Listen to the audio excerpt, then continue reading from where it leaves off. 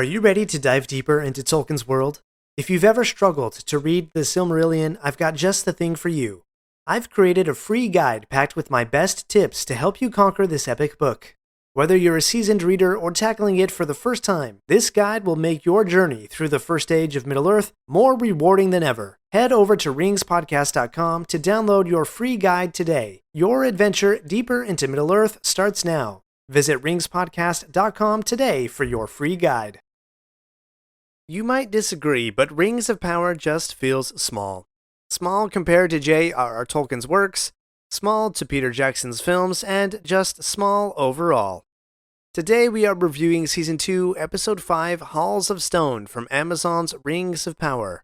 We're going deep into ring lore, Numenor's religious ceremonies, letters begging for help, and the vastness of Middle-earth as it's not portrayed in this episode. Welcome to episode number 176 of Lore of the Rings. My name is Aaron, and I am your host and guide to wandering Middle-earth. Thank you to Joan the Ishtar for sending me a few Dr. Peppers. I hope you and the kids are listening and learning more about Middle-earth. And a huge thank you to this episode's executive producer, The Old One.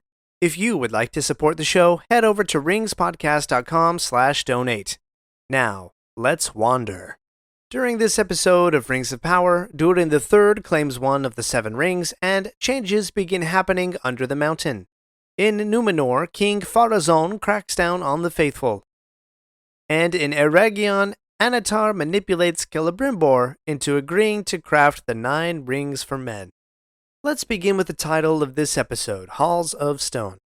This phrase comes first from the ring verse that is printed at the beginning of The Lord of the Rings, quote, 7 for the dwarf lords in their halls of stone. That phrase appears in one other line from Lord of the Rings.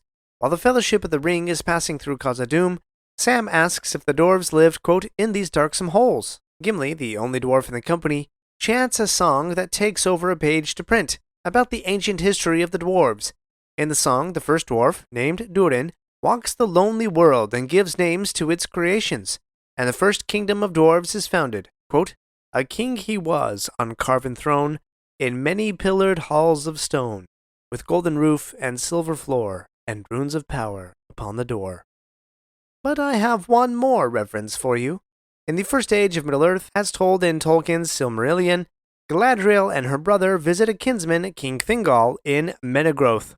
There, Finrod was, quote, filled with wonder at the strength and majesty of Menegroth, its treasuries and armories, and its many pillared halls of stone.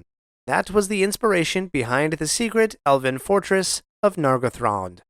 So while Halls of Stone is so strongly connected to the dwarves and the Seven Rings, don't forget there is a small connection to Galadriel through her brother Finrod. Now let's take a look at what King Durin has been up to now that he lays claim to a Ring of Power. We might call it a Ring of Power, but it really just looks like a ring pop, one of those beautiful blue raspberry ring pops, but, I digress. Remember, the dwarves had been living in darkness since the earthquakes caused by the volcano broke all their sun shafts. King Durin's number one priority is to find the light, and he is able to do just that, find the light. He gives a rousing speech, one of the more unique ones that Rings of Power has provided, but it's clear to see that the stone singers are out of work. Their ability to resonate and hear the mountain is no longer needed. Keep this in mind, more on that in a moment. We return to Celebrimbor, where a party has been happening to celebrate the completion of a side project, the Doors of Durin. You are probably familiar with the Doors of Durin. These are the beautiful silver-inlaid doors that Gandalf tries to open so the company can pass into Moria. The drawings are from Tolkien himself, and are printed in the book in the chapter A Journey in the Dark. Legolas and Gimli both exclaim in wonder and delight at seeing the doors, because many symbols unique to their races are on the doors. Quote, there are the emblems of Durin, cried Gimli. And there is the tree of the High Elves, said Legolas. And the star of the House of Feanor, said Gandalf. And when Gandalf finally figures out the password to the doors, he says, quote, those were happier times. Apparently, the door usually remained open and hardly ever closed in the Second Age of Middle-earth. But I'm not satisfied with Rings of Power showing a little celebration in the workshop, claiming that these were those happier times that Gandalf mentioned. It falls so short of the deep friendship between Celebrimbor and Narvi, and the long years of collaboration they and their craftsmen shared. Instead, we are supposed to believe that they are friends, simply because they say so. It goes back to Elrond and Durin being friends from Season 1. They're only friends because they say so. This failure is one of the oldest in the book. They are telling, not showing. Show, don't tell, is such common advice for new writers. And Rings of Power does so much telling. Oh, we're friends because we say so. The rings have power because we say so. We are collaborating because we say so. In fact, most of these episodes are just characters talking to one another and not a lot of action, not a lot of storytelling, not of actual visual storytelling is happening. It is cheap story writing. Behind that, this show suggests that the primary collaboration between the elves and the dwarves was crafting the rings, not necessarily the doors or anything else. The doors are only a symbol of their collaboration and not the product of it. The 7 rings are the product. As if these peoples had no other thoughts or friendships outside of potential plot points for the screenwriters to make quick work of. It makes these characters seem flat, one-dimensional, and outright boring. Anatar does some impressive name-dropping with Celebrimbor to convince him that there are some good men out there who deserve rings. He mentions Eärendil, Tuor, and Beren.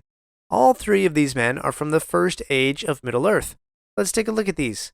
Eärendil is actually Elrond's father. He was uniquely situated to plead to the Valar, the divine guardians of Middle-earth, for help against Sauron's master Morgoth. He carries one of the 3 Silmarils in the sky as a star, and according to Rings of Power, was a friend of Celebrimbor. Tuor was son of Huor. He did great deeds against Morgoth's servants in the first age of Middle-earth. Beren was the mortal man who, for the love of the elf maiden Luthien, entered into Morgoth's throne room and retrieved one of the Silmarils from the Iron Crown, an accomplishment likely unachievable without Luthien's direct involvement. Beren carried a ring from Finrod that eventually Aragorn would wear several thousand years later. So nice name-dropping, Anatar. Although not all of these are distant names for him. In fact, in Beren and Luthien's case, Luthien actually humiliated Sauron by defeating him in battle and taking over his tower through her music. She sent him back naked to his master. So I'm really surprised that with a straight face he can say Beren's name. But I'm not really, because that level of sophistication is beyond what the scriptwriters could provide. We see that Pharazôn now wields the scepter, but even with all the power of the land, he is unsatisfied. In this short conversation with his son, he drops a few lore-interesting tidbits. He mentions the White Tower on Tol Eressëa as the gateway to the Undying Lands. Let's pause on this. The Undying Lands are the lands in the far west, across the ocean, where dwell the Valar and the highest house of the elves. Tol Eressëa is an island just outside of Valinor. Meneltarma is the highest mountain on Numenor, which has a flat plateau at the top and was considered a holy place for religious ceremony or meditation. Numenor in particular is directly connected with worship and religious adherence to Iluvatar, the one creator god. Men could see the White Tower on Tol Eressëa, but Pharazôn is correct, as the Silmarillion says, quote, "At times, when all the air was clear and the sun was in the east, they would look out and descry far off in the west a city, white shining on a distant shore, and a great harbor and a tower. For in those days the Númenóreans were far-sighted, yet even so it was only the keenest eyes among them that could see this vision, from the Meneltarma, maybe, or from some tall ship that lay off their western coast, as far as it was lawful for them to go." But the growing discontent of Pharazôn leads him to think the elves are mocking him. They enjoy immortality in the Undying Lands, while mortal man suffers the darkness of death. Let's jump to the scene of Elendil resigning his captaincy by order of Míriel. This scene betrays something that I think Rings of Power just doesn't understand about Númenor. The idea of promotion or being promoted is brought up so many times, especially around Elendil. Just for kicks, I've searched for the word promotion in both The Lord of the Rings and The Silmarillion. You have 3 seconds to guess how many times promotion shows up. 0 times. Not one mention of promotion in the entire work. So why do the writers insist so much on the idea of being promoted? To me, it shortchanges everything that Númenor stood for, and reveals the deep misunderstanding that the showrunners have about Númenor. But I'm trying not to merely criticize without being constructive, so I turned to trusty ChatGPT, yes I know I did it again, to help me come up with some better ways. Ascend in honor and renown, elevate in wisdom and command, advance in stature and dominion. Those are decent, I guess, for AI-generated alternatives to promotion. However, I think a much more Tolkienian word would be power. What if Elendil said something like, "I see your power has grown"? At the same time, the sailors are very appreciative of the captain and say things like, "May the Valar protect you." This is alright. The Valar are the divine beings who have the responsibility to be the guardians of Middle-earth, but even this falls short because, as I mentioned before, the Númenóreans have a special connection with the one creator god, Ilúvatar. But in this Hollywood-written TV series, they seem just unwilling to explore that monotheistic relationship. At any rate, remember that Elendil is trying to be faithful, not just to his queen, but to the cause of those called the Faithful. More on this in a moment. We're not done yet. If you like this episode, please leave a review and share with your friends. And remember to subscribe if you haven't already. We'll be right back. Are you ready to dive deeper into Tolkien's world? If you've ever struggled to read the Silmarillion, I've got just the thing for you. I've created a free guide packed with my best tips to help you conquer this epic book. Whether you're a seasoned reader or tackling it for the first time, this guide will make your journey through the first age of Middle-earth more rewarding than ever. Head over to ringspodcast.com to download your free guide today. Your adventure deeper into Middle-earth starts now. Visit ringspodcast.com today for your free guide. For the price of a half pint, your pint will overflow. Tolkien fans, are you ready for the ultimate review of Rings of Power Season 2? Join me and fellow hosts from Captain's Pod, Lorehounds, and Rings and Rituals for a 2-hour live stream event where we will dive deep into Amazon's Rings of Power Season 2. From story breakdowns and character debates to Tolkien's lore, we've got it all, and we want you to be a part of it. Submit your questions, vote in live polls, and engage with fellow fans. Don't wait, register now at ringspodcast.com/live. Early bird pricing ends October 1st, so head to ringspodcast.com/live and grab your spot today. We pop back under the mountain where Durin and Disa debate the merits of the Rings of Power. Disa says that using the rings feels like cheating. I really love this argument that she is making. Some nuance though. Stone Singers and Resonating is a Rings of Power invention, as far as I know, but the idea of the Rings of Power providing some unnatural ability to the dwarves is in line with the idea of machine or magic, which Tolkien defines as, quote, all use of external plans or devices, instead of developments of the inherent inner powers or talents, with the corruptive motive of dominating. Hence, the rings turn the dwarves from something natural, like singing in harmony with the nature of the mountain, to something that, quote, makes their will more quickly effective. How did Tolkien describe the effects of the Rings of Power had on the dwarves? I have two answers to that. First, from the Silmarillion. Quote, the dwarves indeed proved tough and hard to tame. They ill endure the domination of others, and the thoughts of their hearts are hard to fathom, nor can they be turned to shadows. They used their rings only for the getting of wealth, but wrath and an overmastering greed of gold were kindled in their hearts, of which evil enough after came to the prophet of Sauron. And next, from Appendix A of The Lord of the Rings, quote, for the dwarves had proved untamable by this means, the means of the rings, that is. The only power over them that the rings wielded was to inflame their hearts with a greed of gold and precious things, so that if they lacked them, all other good things seemed profitless, and they were filled with wrath and desire for vengeance on all who deprived them. So the rings heightened the natural tendencies of the dwarves. While the rings would corrupt and dominate men, turning them into the Nazgul, the dwarves were resilient against such control. Instead, the rings increased the dwarves' drive for wealth. This greed became all-consuming, warping their desires and leading to obsession with gold and treasure. However, their greed made them easier for Sauron to manipulate indirectly, fostering division and conflict, often to the Dark Lord's advantage. So while they retained their independence, the dwarves' greed ultimately contributed to their downfall. And that is exactly what we see with King Durin in this episode. What begins as a good thing, finding the light, quickly slips to a sales tax called Ring Tribute, and soon Durin is surrounded by more gold than we have ever seen in Khazad-dûm before. Durin even calls emissaries of the other dwarven kingdoms to him, offering to give each a ring, but, quote, it comes at a price.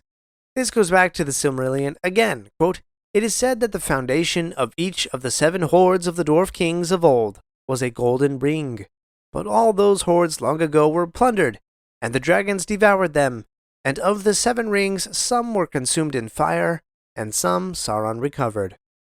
Durin's ring is indeed kindling his greed, or as Elrond put it in the Council of Elrond in the Fellowship of the Ring, the desire for, quote, hoarded wealth. But I know that you are more generous than a Dwarven king with a ring of power, because it costs you nothing to open your podcast app right now and leave a 5-star rating for the show. I would really appreciate that. Just scroll to the show in your podcast player, tap the review or rating, and let me know your thoughts. Do you think that Rings of Power is doing a good job showing the dwarves' greed here? Let me know. Back to Celebrimbor's workshop, where Merdania has become invisible while testing one of the 9 rings. While invisible, Merdania can see what is called the Unseen World. While there, she sees a fiery creature with dead eyes. Later, Annatar will lead her to believe that the creature is Celebrimbor. But I believe she is seeing Sauron in his Unseen World form, yet he is able to redirect her. Even so, this scene is not so compelling because they are simply showing, not telling. Why can't we see what Merdania sees? Why do we have to see this through Celebrimbor's eyes? We could see both, actually, as Peter Jackson actually did when Frodo put on the One Ring. We could see what was happening outside as if there were no ring, but we could also see how Frodo's whole perception shifted. Everything changed for him. Why do we not get to see that in this show? Why do they insist on simply telling us rather than showing us in a beautiful visual story? Anyway, let's go back to Numenor, where the ceremony of the faithful is taking place at what appears to be the feet of the great statue of Eärendil. This ceremony has several religious undertones, which may seem a little surprising to some. However, Tolkien once said that, quote, The Lord of the Rings is of course a fundamentally religious and Catholic work. Nowhere in Middle-earth is the religion more overt than in Numenor, where religious ceremonies were loyally followed for many centuries, but in time were abandoned in mortal man's pursuit for immortality. A unique thing about the religion of Numenor, it was directly tied to the creator god Ilúvatar, and not necessarily the Valar. But notice when the priest says, quote, Until we meet again in the far green country under a swift sunrise. That is a direct reference to a dream that Frodo had in the house of Tom Bombadil, and is indeed a reference to the passage of death. I explored that more deeply in Lore of the Rings episode number 165 if you want to dive deeper into that. Also, the stained glass window behind the priest shows a golden tree and yellow orbs like the sun, but they also show phases of the moon. I take this as a subtle nod to the 2 trees of Valinor, Telperion the silver and Lorelin the golden, from which came the moon and sun respectively. I find it interesting that there are 11 circles showing the different phases of the moon, when in the Silmarillion Tolkien has the trees inversely wax and wane for 11 hours, plus one more where the light of both intermingled so that it was always light for a full 12-hour cycle. What about the little statue? First, I'm not aware of any idolic traditions in Numenor, but the statue is a direct reference to a member of the Valar. Nienna, quote, is acquainted with grief and mourning. In the song that created the world, Nienna's part was to sing a lamentation, quote, But she does not weep for herself, and those that hearken to her learn pity and endurance in hope. We might call her the goddess of mourning, and yet there's an element of beauty and wisdom in her sadness, quote, For she brings strength to the spirit and turns sorrow to wisdom. Nienna alone with her tears and song was able to wash away the darkness and filth left behind by Morgoth after he destroyed the 2 trees of Valinor. And partially due to her efforts, the Valar managed to rescue a silver flower that became the moon and the golden seed that became the sun. Before we leave Nienna, though, I need to mention one other being who learned, quote, pity and patience from the mourning of Nienna. That would be the Maiar spirit that is called Olorin, or you more likely know him as Gandalf. For more on Nienna and the 2 trees, check out episodes 2 and 5 of Lore of the Rings. This scene, for all its great callbacks to lore, has some dialogue that breaks the enchantment for me. Caiman starts to brag about being promoted. Again, the idea of promotion seems to be the greatest desire that any Númenorian could wish for. And even yet again, he's just telling us that he's been promoted. We don't actually see him get promoted. But thankfully, he's slugged in the face before he can finish that sentence. And if I remember right, this is also the first time in Rings of Power that the King's Men are referenced. So let's explore this for a moment. The Númenóreans at first had a great friendship with the elves, including Gil-galad, the High King. But over time, some of the Númenóreans became jealous of the immortality of the elves and started to break away from that friendship. So in the Silmarillion, we find that, quote, on the one hand was the greater party, and they were called the King's Men, and they grew proud and were estranged from the Eldar, meaning the elves, and the Valar. And on the other hand was the lesser party, and they were called the Elendili, the elf friends. For though they remained loyal indeed to the king and the house of Elros, the first king and brother to Elrond, they wished to keep the friendship of the Eldar. Hence they called themselves the Faithful. The conflict goes much deeper than that, but that's good enough for now. And well, remember my theory a few episodes back that Cayman and Valandil were both potential contenders for the 3 Nazgul who would come from Númenor? Well, that theory at least is half wrong, as Cayman cowardly kills Valandil by stabbing him in the back. And finally, in Celebrimbor's workshop, Anatar's gaslighting and manipulating finally pays off, as Celebrimbor is guilted into crafting 9 rings for mortal men. Oh man, the gaslighting is seriously so strong, as Anatar is like, quote, be mindful that someone is not manipulating you. I do have to say, watching Anatar slowly poison and manipulate Celebrimbor this season has been a real treat. And kudos to Charlie Vickers, I think that's his name, for turning Halbrand into Anatar and really pulling it off. Yes, I know, a rare moment of praise for Rings of Power. But the lying doesn't stop there, as Anatar flat out denies having done anything to alter the 7 rings. In fact, in true neurotic narcissist fashion, Anatar throws it back on Celebrimbor, blaming the deceitful letter that Celebrimbor wrote to his king. Ooh, that Maya is nasty. Are you ready to dive deeper into Tolkien's world? If you've ever struggled to read the Silmarillion, I've got just the thing for you. I've created a free guide packed with my best tips to help you conquer this epic book. Whether you're a seasoned reader or tackling it for the first time, this guide will make your journey through the first age of Middle-earth more rewarding than ever. Head over to ringspodcast.com to download your free guide today. Your adventure deeper into Middle-earth starts now. Visit ringspodcast.com today for your free guide. For the price of a half pint, your pint will overflow. Tolkien fans, are you ready for the ultimate review of Rings of Power Season 2? Join me and fellow hosts from Captain's Pod, Lorehounds, and Rings and Rituals for a 2-hour live stream event where we will dive deep into Amazon's Rings of Power Season 2. From story breakdowns and character debates to Tolkien's lore, we've got it all. And we want you to be a part of it. Submit your questions, vote in live polls, and engage with fellow fans. Don't wait, register now at ringspodcast.com/live. Early bird pricing ends October 1st, so head to ringspodcast.com/live and grab your spot today. Anatar provides him with 2 options, come clean or plunge head on, as if continuing down a road of deception will solve anything. If Celebrimbor took a moment to think about that, perhaps he would have had the strength to resist, but the show must go on and the screenwriters have to keep writing the script, so he doesn't think about that. Anatar is too far entangled into his mind, just as Galadriel's dream in the Grove in Episode 1 foretold. Celebrimbor is duped into thinking that the 9 rings will atone for their mistakes, saying that, quote, the 9 must do more than bring aid to men. They must bring balance to the entire project, draw strength from the 3, and redeem the 7. What Celebrimbor can't realize is his own deception. The 3 rings were supposed to bring balance, but they did not. To his credit, though, Celebrimbor is not aware of the division and shaming that has surrounded the 3, unless he saw Elrond like a 5-year-old grab the bag with the Rings of Power and run out of his workshop at the beginning of Season 2, Episode 1, nor is he fully aware of how greedy things have gotten over in Khazad-dûm. But he is at least distressed somewhat by the path he has chosen, but he sees no way out of it. A couple last things before we get to handing out wizard staffs. The Orc army has arrived in Eregion, but the timing doesn't quite add up for me. Elrond and Galadriel encountered the marching army some ways away from Eregion.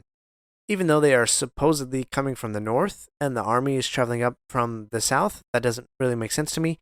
Anyway, geography mistakes aside, Elrond decides to leave Galadriel behind and do the next logical thing. Bypass the army and warn Eregion of the danger. Oh wait, no, he doesn't do that, because that would make too much sense. So he sends half his company to do that, and the other half to warn King Galad, and he valiantly stays behind to help Galadriel. Nope, can't do that either. In reality, he does what I think is the complete worst decision. Abandon Galadriel, and run with his whole company all the way back to Lindon to inform Gil-galad that the orcs are in Eregion, and to return with an entire army. So, no warning to Celebrimbor, no splitting up the company for multiple objectives, no helping a sacrificial warrior, but instead taking several days to run all the way back to Lindon and apparently raise the army and march all the way back to Eregion before it falls to the Orc army that is literally just across the river. Oh, and don't forget that Durin, king of the dwarves, somehow has sent out messengers to the 7 dwarven kingdoms, received emissaries from all of them that arrived at exactly the right time. Okay, perhaps they were like ambassadors just sitting around. And they have to go back to their respective dwarven kingdoms to tell their masters about the 7 rings, and then their masters have to come to Khazad-dûm to come get the 7 rings. But wait, it gets worse. Prince Durin, in the same episode, has traveled from Khazad-dûm to Eregion to have a little nighttime chit-chat with Celebrimbor, and then has made it all the way back to Khazad-dûm, and he also didn't even see any orc army around. Is there no distance in this Middle-earth? It took me to this episode to articulate one of my chief issues with Rings of Power, though I actually danced around it in my reviews of Season 1. It is so small. People fast travel from one place to another as if they were shrine hopping in a Legend of Zelda game. Distance has no meaning, and therefore time has no meaning. The world seems so small. Yes, they have these huge set pieces to look at, but even then we see such tiny places. Think back to the faithful turning in their soldier's gear where Elendil resigns from being captain. That scene takes place on some random street corner with a dinky little table. Lindon apparently is a war room for commanders to meet, no more. Eregion is barely more than a workshop and a courtyard. Where are the vast, sweeping shots, like Gandalf climbing the 7 levels of Minas Tirith after riding through several nights on the fastest horse ever known? Where are the vast landscapes, like Frodo and Sam lost in the Dead Marshes, barely trusting Gollum as a guide because they have to? What about the vast numbers of the Rohirrim, though they be less than half of what Theoden hoped for, as they ride to certain death in the hopes of saving Minas Tirith on the fields of Pelennor? Those things had scale, they had breadth, that makes us feel like we are a small part in a much bigger tale than our own. But not Rings of Power. No, here we have a handful of elves, or tiny street corners, and no distance between peoples. Let's take Círdan, for example. Círdan, the great shipwright, the eldest elf in Middle-earth, who has been building magnificent seaworthy vessels for literally thousands of years. Círdan has a tiny little dinghy, into which he sails a few yards from shore, in an attempt to drown the rings. Nearly everything in this show is so crammed and tiny, and it falls epically short, pun definitely intended, it falls epically short of the majesty of Tolkien's Middle-earth. Okay, rant over. I have one more lore item to point out. In Elrond's report to High King Gil-galad, the king responds saying something like, "The elves cannot defeat Sauron and Adar, not alone." Now the keen-eared probably might hear that line and remember that Elrond will say something similar to Gandalf in Peter Jackson's Fellowship movie. There Elrond says that they cannot fight both Mordor and Isengard. Quote, "Our list of allies grows thin." But when I heard that line from Gil-galad, my mind went a little further. In a book titled Unfinished Tales of Numenor and Middle-earth, Tolkien gave us a little gem of a story called Aldarion and Erendis, the Mariner's Wife. This tale explores the early days of Numenor's seafaring tradition and the establishment of some of their earliest settlements in Middle-earth. On a personal note, Aldarion is the heir to the King of Numenor, and yet he and his father don't agree on many things. However, Aldarion delivers a letter to his father, the king, a letter written by none other than High King Gil-galad himself. In this letter, Gil-galad informs the King of Numenor that, quote, "A new shadow arises in the east. It is no tyranny of evil men, but a servant of Morgoth is stirring, and evil things wake again." Gil-galad goes on to explain the plight of the elves, and then asks, quote, "Now I make bold to seek your help. If you have any strength of men to spare, lend it to me, I beg." He goes on to explain a gap in the mountains, what you and I will later know as the Gap of Rohan, where Aldarion could waylay the enemy approaching from the east, should the King of Numenor assent to help them. Perhaps that's too much detail, and I think Rings of Power will attempt a different solution to the elves standing alone, but at least in Tolkien's mind, High King Gil-galad recognized the threat of evil from the east, and recognized his own inabilities, and asked Numenor for aid to defeat this new evil arising. Alright, let's do some scoring. The story, I find issues with the timing and the scale, but I also am gripped by Anatar's manipulation and the King's Men versus the Faithful conflict, so I'm going to give this one a 2. Characters. Durin and Disa seem on the right track, and King's Durin Greed makes sense, but Elrond just makes some really stupid choices, so 3. Dialogue. Some wins and some losses here, I'll give it a 3. Visuals. 3 on this one. I just wish we got more show storytelling rather than just, hey, we're going to tell you that certain things happen. I'm going to tell you I got promoted. I'm going to tell you I saw this fiery spirit. How about you actually show us these things rather than just people talking on screen? Music. The hurried horns that quickly provide Elrond's theme as he runs through the forest, that was pretty epic. But Elendil's theme, what we might call the theme of the faithful, softly playing as Valandil obeys him and shows mercy to Cayman. Not to mention Galadriel's theme as she's revealed in Adar's cage at the end, so some good storytelling through music. In this one, I'm going to go with a 5. Lore of Faithfulness. I struggle with this one every time. The faithful in Numenor and their ceremony and shrine were big pluses, even though it was worship of the Valar rather than Iluvatar. But the idea that the 9 rings were made as atonement for the others is just so outside anything Tolkien wrote about. But also showing how quickly the ring of the dwarves turned Durin into greed, that was good. So I think I'll go with a 3 on this one. Overall score, 3.2, which is the lowest score that I've given this season. Join me in the next episode where I'll be breaking down the lore in Rings of Power Season 2, Episode 6. That is, unless I get to the analysis of Tom Bombadil's song or the opening credits before then, but we'll see. Thank you again to this episode's executive producer, The Old One. If you would like to support the show and hear your name called out on a future episode, please visit ringspodcast.com/donate. And as always, thank you for wandering Middle-earth with me today. My friends, if you enjoyed this episode, let me know by subscribing, leaving a review, and sharing with your friends. Follow me on Facebook or Instagram at Lore of the Rings Podcast. For feedback on the show, please email me using the link in the show notes. Until next Thursday, remember, not all those who wander are lost.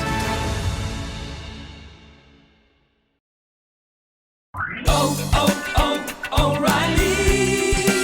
You need parts? O'Reilly Auto Parts has parts. Need them fast? We've got fast. No matter what you need, we have thousands of professional parts people doing their part to make sure you have it. Product availability. Just one part that makes O'Reilly stand apart. The professional parts people. O'Reilly Auto Parts. Are you ready to dive deeper into Tolkien's world? If you've ever struggled to read the Silmarillion, I've got just the thing for you. I've created a free guide packed with my best tips to help you conquer this epic book. Whether you're a seasoned reader or tackling it for the first time, this guide will make your journey through the first age of Middle-earth more rewarding than ever. Head over to ringspodcast.com to download your free guide today. Your adventure deeper into Middle-earth starts now. Visit ringspodcast.com today for your free guide.